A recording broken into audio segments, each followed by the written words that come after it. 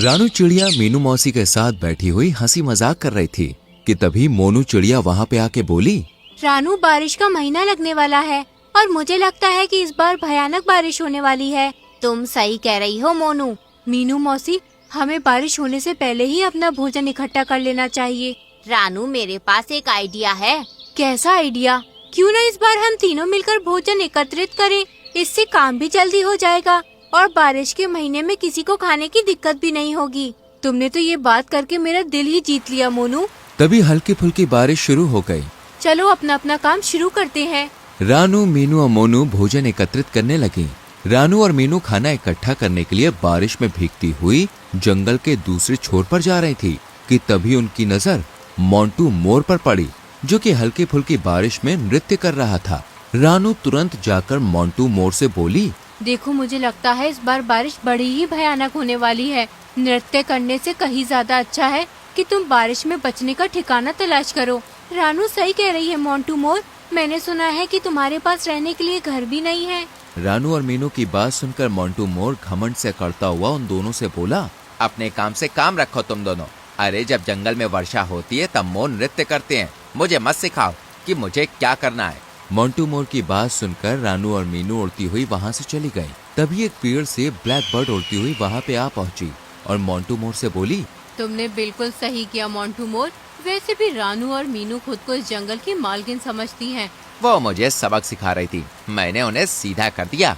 मोंटू मोर की बात सुनकर ब्लैक बर्ड उड़ती हुई वहाँ से चली गई और एक तालाब के किनारे बैठकर अपने आप से बोली, मूर्ख मोर, रानू और मीनू सही कह रही थी। मेरे जंगल के पक्षी भी कितने मूर्ख हैं।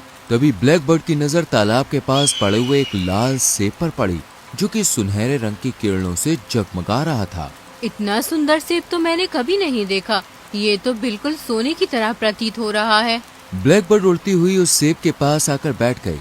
तभी उस सेब के अंदर से एक आवाज आई, मैं एक जादुई सेब हूँ जो हजारों वर्षों में कभी कभी ही धरती के सेब से जन्म लेता हूँ।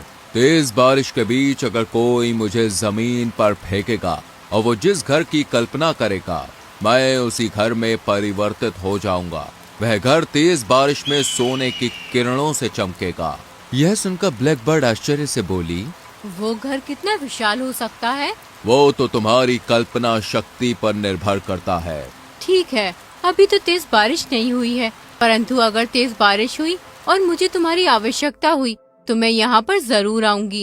इतना बोलकर ब्लैक बर्ड वहाँ से चली गई। मगर अगले दिन आसमान काली घटा से घिर गया और दिन में भी अंधेरा होने लगा और भयंकर वर्षा प्रारंभ हो गई। मोंटू मोर, जो एक दिन पहले नृत्य कर रहा था, वो घबराया हुआ डरा सहमा झाड़ियों में बैठा हुआ था कि तभी ब्लैक बर्ड बारिश में भीगती हुई वहाँ पर आ पहुँची।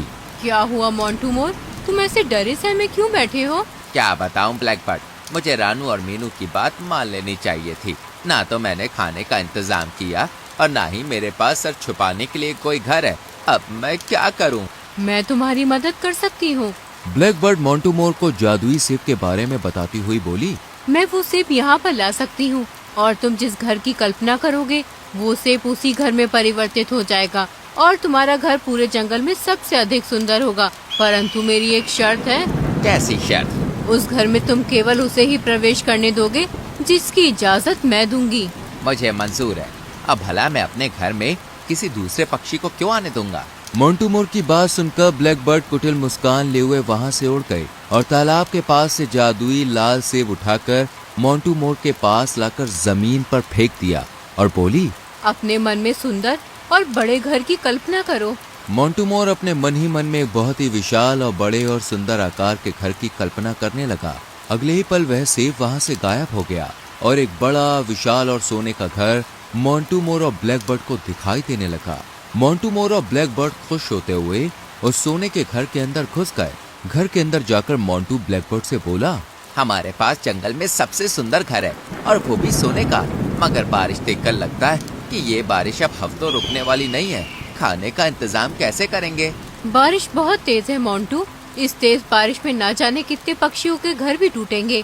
हम अपने घर में केवल उसी पक्षी को आने देंगे जो अपना भोजन हमें दे देगा। क्या वो ऐसा करेंगे? बिल्कुल करेंगे मोंटू मोर। बारिश के पानी में जान देने से कहीं ज्यादा वो कुछ दिन भूखा रहना पसंद करेंगे। बारिश लगातार तेज होती गई और इतनी भयंकर हो गई कि ना जाने कितने पक्षियों के घर तबाह हो गए। काफी पक्षी बेचारे परेशान अवस्था में यहाँ वहाँ जंगल में उड़ने लगे। तभी एक कबूतर की नजर सोने के महल पर पड़ी। कबूतर बाकी पक्षियों से बोला, अरे वो देखो, इतना सुंदर और विशाल घर अचानक से जंगल में कहाँ से आ गया? काला कौवा कबूतर से बोला, ये घर तो इतना विशाल है कि जंगल के सारे पक्षी इस घर के अंदर रह सकते हैं। चलो चलते हैं। कबूतर और काला कौवा बाकी पक्षियों के साथ जैसे ही उस सोने के घर की ओर गए, तभी उस घर से बाहर मोंटू मोर निकल आया और घमंड से अकड़ता हुआ कबूतर से बोला, ये घर मुफ्त में रहने के लिए नहीं है। क्या मतलब है तुम्हारा? अरे ये घर मेरा है और मैं इस घर में केवल उसी पक्षी को आने की इजाजत दूंगा जो अपना सारा भोजन हमें दे दे। अगर हम सारा भोजन तुम्हें दे देंगे तो फिर हम क्या खाएंगे? मोंटू मोर के बोलने से पहले ब्लैक बर्ड गुस्से से काले कौवे से बोली, हमें इससे क्या मतलब कि तुम क्या खाओगे? इस घर में रहने की केवल एक ही शर्त है, या तो अपना भोजन दे दो या फिर इस भयंकर बारिश में भीगते हुए मर जाओ। इस घटना को दूर से मोनू चिड़िया काफी देर से देख रही थी। मोनू चिड़िया तुरंत रानू और मीनू के पास जाकर उन्हें सारी घटना बताने लगी। मेरी तो समझ में नहीं आ रहा, आखिर मोंटू मोर और ब्लैक बर्ड ने इतना सुंदर घर और वो भी सोने का इतनी जल्दी कैसे बना लिया? कल मैंने ब्लैक बर्ड को जंगल के उस तालाब की ओर जाते देखा था जहाँ पर कोई नहीं जाता, और ब्लैक बर्ड अक्सर ऐसी जगह पर ही घूमती रहती है। हम भी उसी तालाब के पास चलते हैं, मुझे विश्वास है हमें वहाँ कुछ न कुछ जरूर मिलेगा। मोनू चिड़िया की बात सुनकर रानू चिड़िया, मीनू मौसी और साथ में मोनू चिड़िया उड़ती हुई उसी तालाब के पास पहुँच गयी। वो तालाब के पास पहुँची ही थी कि तभी मोनू चिड़िया की नजर एक काले सेब पर पड़ी। मोनू चिड़िया आश्चर्य से रानू और मीनू से बोली, इस तरह का काला सेब तो मैंने कभी नहीं देखा। तभी उस काले सेब के अंदर से एक आवाज आई, मैं एक चमत्कारी सेब हूँ। मैं हजारों वर्षों में धरती के सेब में जन्म लेता हूँ। मेरी खासियत ये है कि अगर कोई भी मुझे उठाकर तेज बारिश में फेंकेगा और अपने मन में जितने भी बड़े घर की कल्पना करेगा, मैं उसी घर में परिवर्तित हो जाऊंगा और मेरा घर तेज बारिश में टूटेगा भी नहीं। मेरा मिट्टी का घर सोने के घर की तरह कमजोर नहीं है। ये सुनकर मोनू चिड़िया बुरी तरह से चौंक पड़ी। तुम कहना क्या चाहते हो? मेरी बात ध्यान से सुनो। हजारों वर्षों बाद तालाब के सेब से दो सेब जन्म लेते हैं, एक लाल सेब और एक काला सेब। लाल सेब की आवाज केवल वही सुन सकता है जो मन का बुरा हो, और मेरी आवाज केवल वही सुन सकता है जो मन का अच्छा हो। लाल सेब भी विशाल घर में परिवर्तित हो जाता है, मगर वो घर ज्यादा दिन तक टिक नहीं पाता। बहुत ज्यादा तेज बारिश में वो टूट जाता है, मगर मेरा बना हुआ मिट्टी का घर तेज बारिश में भी नहीं टूटता।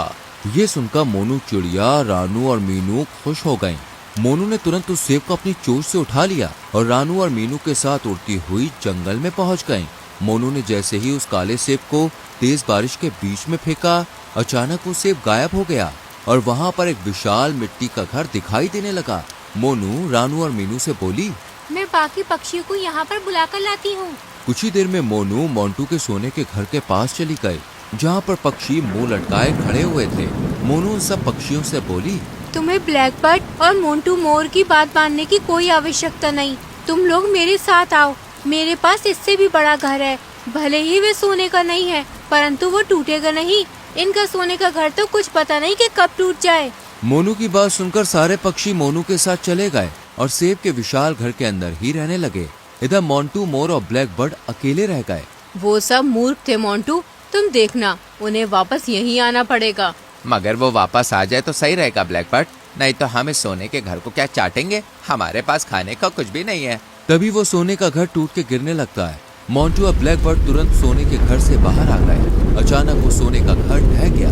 ये देखकर मोंटू बुरी तरह से घबरा गया और ब्लैक बर्ड से बोला, मैं तो जा रहा हूँ मोनू चिड़िया से माफी मांगने, हो सकता है कि वो मुझे माफ कर दे। इतना बोलकर मोंटू मोर मोनू के सेब के घर के पास चला गया। मोंटू मोर को देखकर मोनू सब समझ गए। तभी वहाँ पर ब्लैक बर्ड भी उड़ती हुई आ गई। ब्लैक बर्ड मोनू चिड़िया की ओर देख के बोली, हमारा सोने का घर टूट गया है। बारिश बहुत तेज है, हमें भी अपने घर पर रुकने की पनाह दे दो। तुम दोनों केवल एक ही शर्त पर हमारे घर पर रुक सकती हो। कौन सी शर्त? जब तक तुम दोनों हमारे घर पर रहोगे, घर की साफ सफाई तुम करोगे। मतलब साफ है, तुम दोनों नौकर बनकर ही हमारे घर पर रह सकते हो। ब्लैक बर्ड और मोंटू मोर के पास मोनू चिड़िया की बात मानने के अलावा और कोई चारा नहीं था। वो दोनों चुपचाप नीचे नजरें करके सेब के घर के अंदर चले गए और मोनू चिड़िया मुस्कुराती हुई मीनू और रानू के पास आ गई। जंगल के सारे पक्षी अब सुरक्षित थे क्योंकि मोनू का सेब का घर बहुत ही ज्यादा विशाल था। तो दोस्तों, कैसी लगी आपको हमारी ये कहानी? अगर कहानी अच्छी लगी हो तो वीडियो को लाइक कीजिएगा, चैनल को सब्सक्राइब कीजिएगा और हाँ, कहानी अपने दोस्तों के साथ शेयर करना तो बिल्कुल मत भूलिएगा। मैं आपको मिलूंगी अगले वीडियो में किसी नई कहानी, नई सीख के साथ। तब तक के लिए बाय बाय।